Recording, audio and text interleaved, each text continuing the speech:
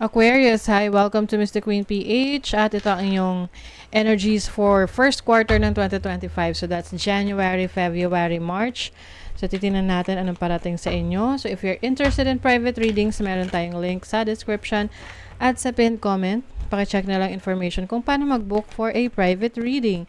And please subscribe to our channel, like, share this video, comment na rin kayo kung kayo naka-resonate. And thank you sa lahat ng mga hindi nagsiskip ng ads. It really helps our channel to grow. Thank you. Okay. So, Aquarius, tinan natin. First quarter ng 2025, energies for you. Okay, second house. Finances na naman. So, yung iba sa inyo, meron kayong placements ng Capricorn. Kasi sa Capricorn, may lumabas din na second house. So, you have the Sun in Sagittarius. Wow, ang ganda nito kasi it's like you are, inspired. Inspired ka na palaguin yung iyong kayamanan. Palaguin yung finances mo, magdagdag ng iba pang pagkakakitaan. Yung iba naman sa inyo, you are becoming more confident sa inyong mga talento, sa mga skills ninyo. Yan. Kasi yan yung value. The second house is about your values.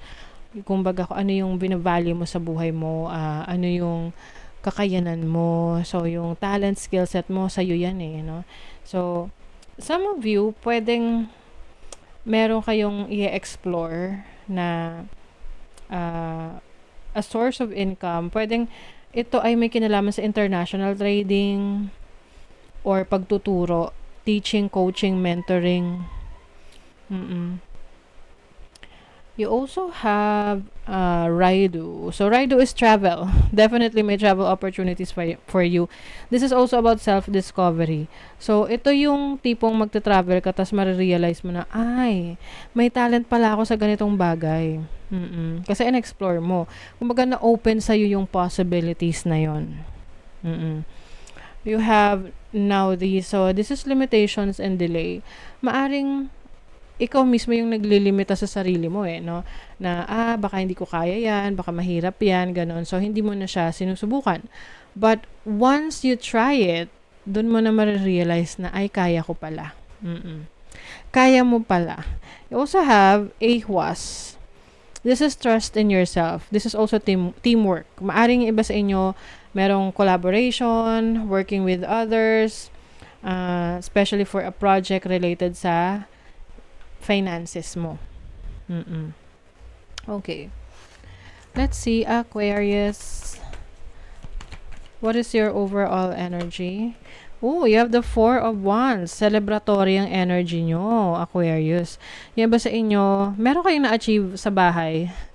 Baka nakabili kayo ng bahay, nakapagpatayo kayo ng bahay, meron kayong na pa-renovate, or may mga gamit kayo sa bahay na nabili na proud kayo sa sarili nyo kasi talagang pinaghirapan nyo yun. You will also value your relationships with your family. You will spend time with them. May major event din na isa-celebrate ang inyong family. Your challenge is the 10 of Wands. Yung iba sa inyo, maaring maraming ginagawa. Marami kayong mga responsibilities. And minsan, kapag masyado maraming responsibilities, nakakapagod. So, it's okay na magpahinga ka. Mahirap naman yung parang masyado mong i-carry lahat ng burden until mapagod ka ng todo-todo. So, magtira ka para sa sarili mo. And then, your opportunity is the Three of Wands. Ang ganda ng opportunity na to kasi this is about growth, expansion. So, maaring iba sa inyo if you are thinking about traveling or working abroad, business travel, I see an opportunity for you na magawa yan ngayong first quarter. So, pwede rin merong mga invitation sa'yo sa abroad na makipag-collaborate or to do business with them. Yung iba naman, maaring merong long distance relationship dito na magsisimula. So, pwedeng if you're in a relationship right now, tapos yung person mo may balak mag-abroad or ikaw may balak ka mag-abroad, no? So vice versa, reversal yung role. Maaring i-consider ng isa sa inyo. Kasi mas maganda yung opportunity sa pupuntahan na lugar. So it ano lang, sacrifices talaga with the 10 of Wands. Kasi minsan kailangan talaga natin magsakripisyo para makuha natin yung gusto natin.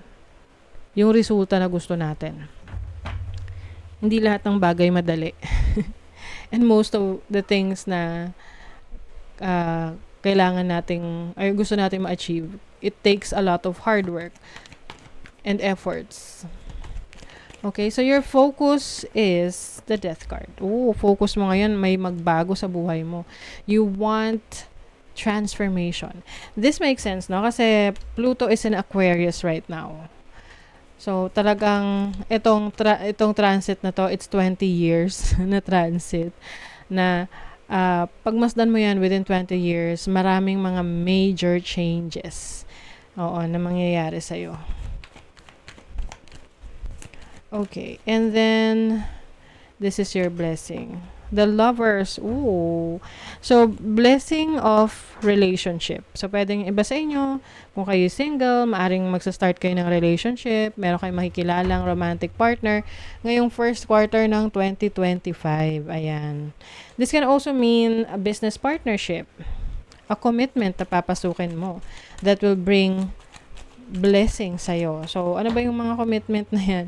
Commitment mo sa trabaho mo, sa business mo, sa projects mo. Pag committed ka, ibig sabihin nun, you will always show up. Lagi ka nandyan, 'di ba? Hindi ka absent para sa pangarap mo. So, dahil doon, you will see the blessings na dulot ng iyong mga pagpupursige. Ayan. Labyrinth. This is spiritual quest. So, what I'm seeing here, yung iba sa inyo, meron kayong nagiging interest sa isang belief system or related sa divination na gusto nyo pang alamin, i-explore. Mental force, spiritual insights. Okay. So, within, I think ngayong 2025 for you is going to be very transformative para sa'yo. Isa sa mga transformation na nakikita ko sa'yo, major sa relationship and your source of income. Bodybuilder. So, yung iba sa inyo, palalakasin nyo rin ang inyong pangangatawan. Maaring literal to na kayo mag-gym, gusto nyo mag-gain ng muscle, gusto nyo magkaroon ng abs, magkaroon ng lean na pangangatawan. Kasi yung iba, maaring ngayon na mag-focus na kayo sa inyong kalusugan dahil yung iba sa inyo, meron na kayong mga iniinda na sakit. Na kailangan nyo nang bigyan ng focus ng attention. Imagination. Ayan. So, yung creative talents and skills nyo talaga ay mas lalo nyo pang dinedevelop. Meron kayong source of inspiration ngayon. This can be someone, no, sa buhay mo, mahal sa buhay, or yung goal mo, yung pangarap mo, pwede mo yung maging inspiration. Diba, Aquarius? Health. Health is wealth, Aquarius. And I think meron ka mga gagawing actions para mapabuti talaga yung health mo. You will move. Ang nakikita ko rito yung yung mga nasa TikTok na transformation na overweight siya or obese, tapos naging seryoso siya sa kanyang pag-workout, pagda-diet, or naging disiplinado siya.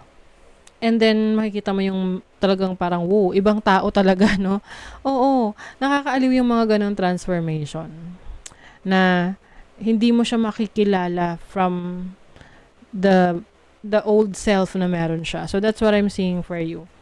Ganong transformation. Aquarius. Decision. Sometimes, the best decision is no decision at all. Sometimes, okay, maaring meron ka talagang kailangang bigyan ng atensyon Piliin. A major decision na kailangan mong pag-isipan. You also have success. Ayan. Ang ganda nito kasi ito yung sabi rito, unexpected gifts fall into your lap. 'Di ba? May unexpected gifts. Itong gifts na to, hindi naman to laging material things, no? Hindi laging material na bagay.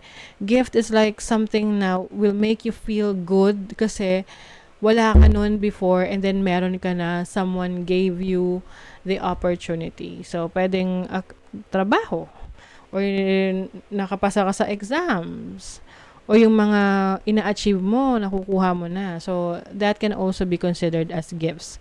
So, that is your reading, Aquarius. Thank you so much. See you again.